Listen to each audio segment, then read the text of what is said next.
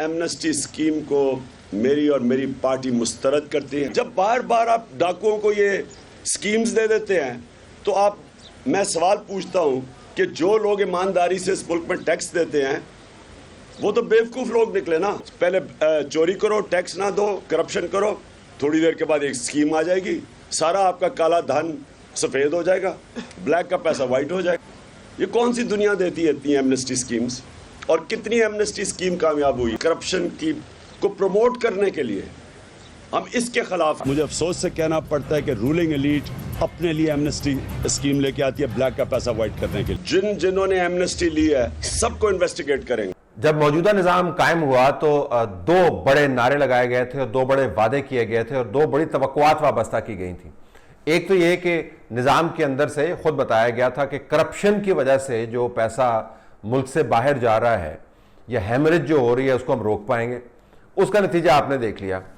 हम $6 बिलियन के लिए मुल्क की मईशत को IMF के हाथों गिरवी रखने को तैयार हैं और हमने ये मान लिया है कि इस निज़ाम के अंदर कोई सकत नहीं है कि इस मुबैना करप्शन को वो रोक सके जो हो रही थी, जिसकी बुनियाद के ऊपर तमाम इलेक्शंस करवाए गए और निज़ाम को तलपट किया गया, सियासतदानों को जेल में भेजा गया। तो या तो वो करप्शन हो नहीं रही या इतने ज़ोर शोर से हो रही है कि हम उसको रोकने के काबिल नहीं है। लेकिन इस निज़ाम ने हाथ उठा लिए हैं कि हम करप्शन को रोक कर पैसा बचाकर मुल्क नहीं चला सकते। दूसरा बड़ा मामला यह था कि जो करप्ट लोग होंगे उनकी गर्दन नापी जाएगी और निज़ाम को करप्ट ब्लैक शीप से फारग किया जाएगा। इमरान खान साहब ने एमनेस्टी स्कीम्स के ऊपर बड़ी तनकीद का निशाना बनाया और कहा कि ये काले धन को सफ़ेद करने का एक मज़मून तरीका है और मैं इसके खिलाफ जदोजहद करूँगा। ये अलहदा बात है कि जिस स्कीम के तहत उन्होंने अपने फ्लैट की जो रकूम थी उनको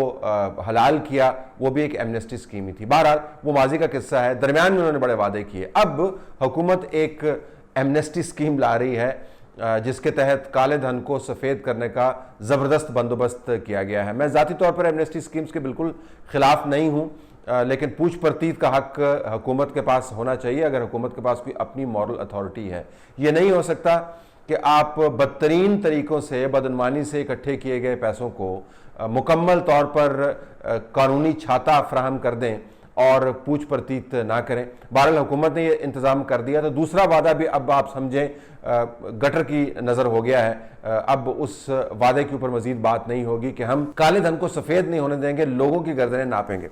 अब इस स्कीम के तहत बेनामी की जो जायदादें हैं जो लोगों ने अपने रिश्तेदारों, उनके रिश्तेदारों के ऊपर रखी हुई हैं, अपनी बीवियों के नाम फ्लैट ट्रांसफ़र किए हुए हैं, अपनी बच्चियों के नाम पैसे रखे हुए हैं और असल में मालिक वो हैं, अपने नौकरों के नाम रखे हुए हैं। अब बेनामी जायदाद को आप आराम से डिक्लेयर कर सकते हैं और एमनेस्टी स्कीम के तहत आपको बहुत कम टैक्स फ्लैट रेट देकर बेनामी जायदाद को अब आप हलाल कर सकते हैं, कोई पूछ परतीत नहीं होगी। जो रेट्स मुकर्रर किए गए हैं, जो आखिर में आपको बेनामी जायदादें डिक्लेयर करने के ऊपर जो टैक्स रेट मिलेगा, मुख्तलिफ महीनों के अंदर अगर आप ये स्कीम से फ़ायदा उठाएंगे तो मुख्तलिफ किस्म का आपको टैक्स रेट मिलेगा। मसलन अगर आपने बेनामी असासे डिक्लेयर करने हैं दिसंबर 30 तक तो उसका टैक्स रेट 10% होगा। अगर आपने बेनामी असासे काला धन डिक्लेयर करना है दिसंबर 31 तक तो उसके ऊपर 20% टैक्स होगा। प्रॉपर्टी डिक्लेरेशन के ऊपर आप टैक्स रेट जो है 1 से 4% होगा।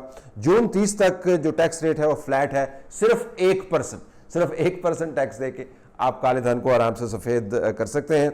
मज़े की बात यह है कि अगर किसी FBI के अफसर ने ये मजमून कोशिश की कि उन्होंने असासे डिक्लेयर करने वालों की पूछ परतीत की तो उस अफसर के ऊपर पेनल्टी लगेगी 10 लाख की और 1 साल कैद भी हो सकती है। किसको कैद हो सकती है? जिसने ऐसे डिक्लेयर किया या बनाया उसको कैद नहीं हो सकती, उस FBI के अफसर को कैद हो सकती है 1 साल की और 10 लाख का जुर्माना, जिसने ये जुर्रत की कि किसी से वो पूछे कि जनाब मोहतरम हम इतने अरसे से तलाश कर रहे थे, आप तो कहते थे आपने सिर्फ 10,000 टैक्स देते हैं, ये आपकी जो है 2 बिलियन की जायदाद कहाँ से निकल आई है?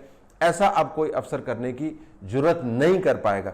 ये नई हलाल एमनेस्टी स्कीम है, ये वो एमनेस्टी स्कीम है जिसके खिलाफ तमाम निज़ाम इमरान खान का ख्याल था वो तब्दीली लाकर उसको नबर्द आजमा करेंगे और पुराने निज़ाम के परखचे उड़ा देंगे।